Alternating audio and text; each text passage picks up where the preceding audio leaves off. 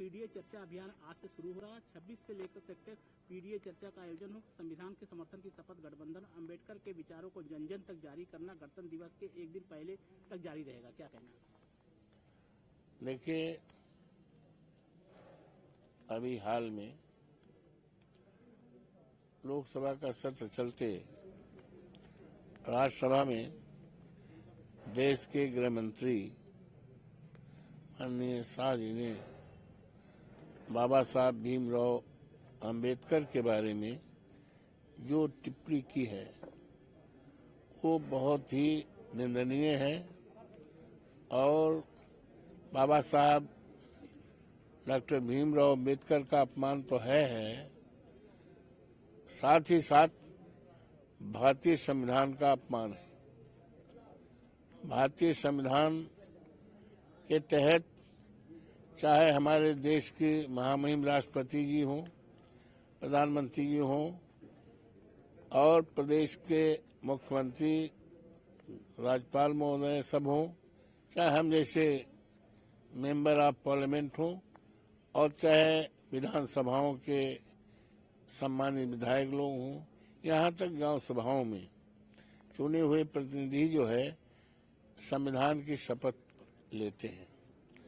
और महामहिम राष्ट्रपति जी ने संविधान की शपथ स्वयं लेकर के और मंत्रिमंडल, देश के मंत्रिमंडल का भी संविधान के प्रति शपथ दिलाया है।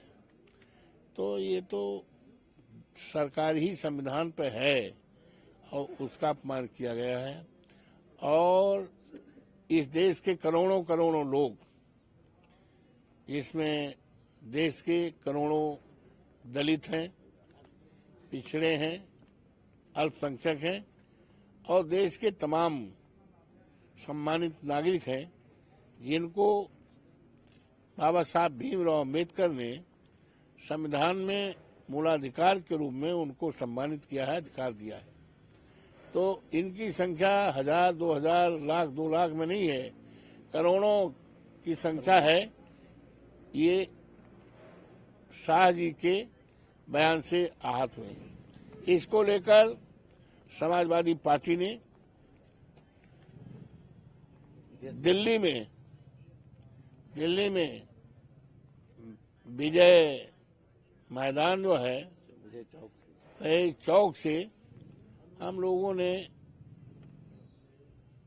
पार्लियामेंट परिसर तक जुलूस निकाला। और यही नहीं, माननीय अखिलेश यादव जी के निर्देश पर पूरे प्रदेश में 21 दिसंबर को पूरे प्रदेश में हर जिला मुख्यालयों पर समाजवादी पार्टी के हजारों कार्यकर्ताओं ने, समर्थकों ने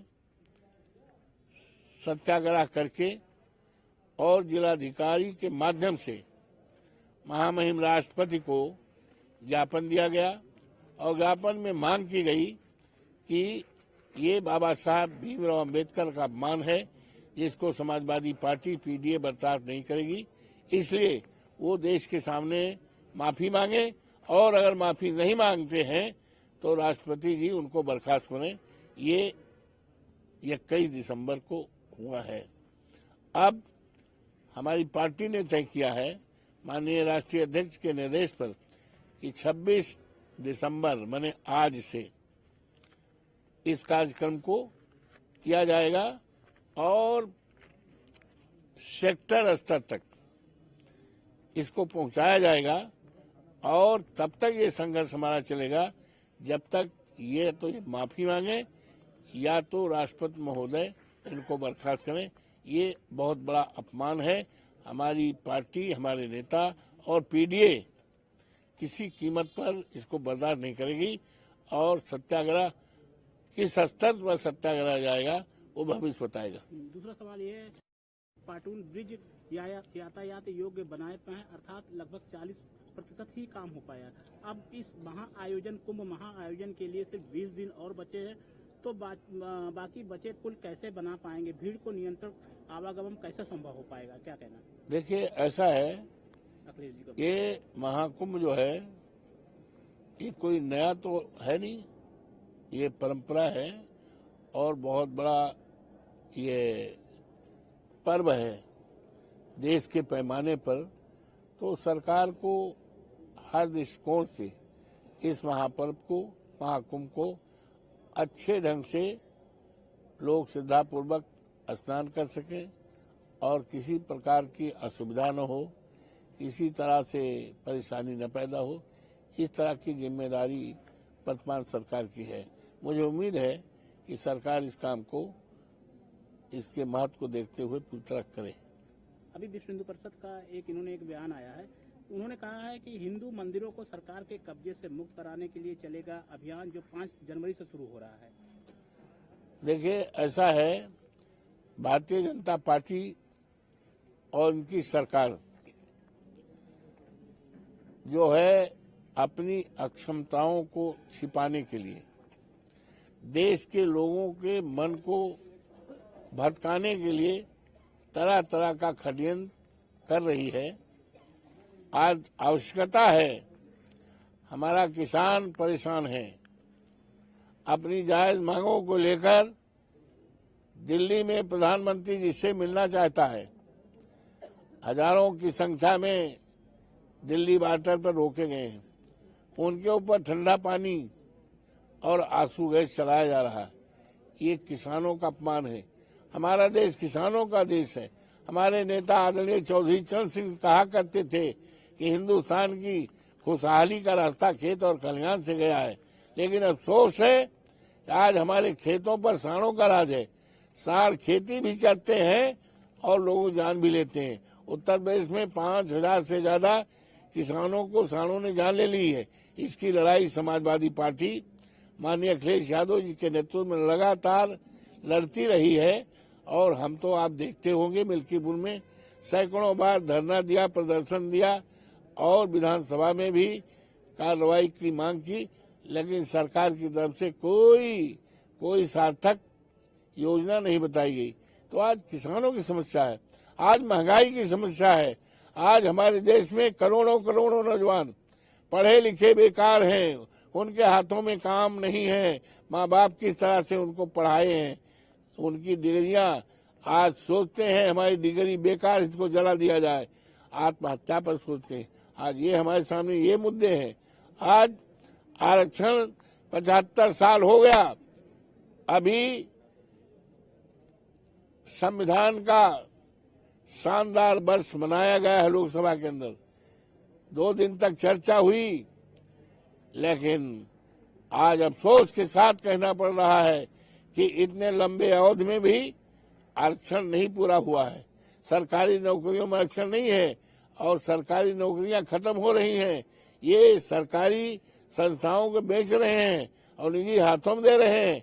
जब निजी हाथों में चला जाएगा तो आरक्षण अपने आप खत्म हो जाएगा, संविधान की आत्मा को ठेस लगेगा।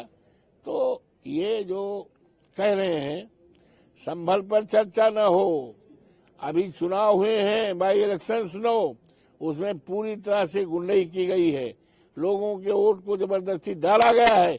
इन सारी बातों पर चर्चा न की जाए, इसलिए उन्होंने ये मंदिर की बात कही है। अच्छा, अंतिम सवाल है, उसमें अब हस्तक्षेप न किया जाए। उसी के बाद में उनकी एक पत्रिका है, उस पत्रिका में कहा गया, द ऑर्गेनाइजर की कवर स्टोरी और संपादक में तर्क दिया गया है कि ऐतिहासिक रूप से आक्रमण किए गए या ध्वस्त किए गए धार्मिक स्थानों के संदर्भ में सच्चाई की मांग आवश्यक है।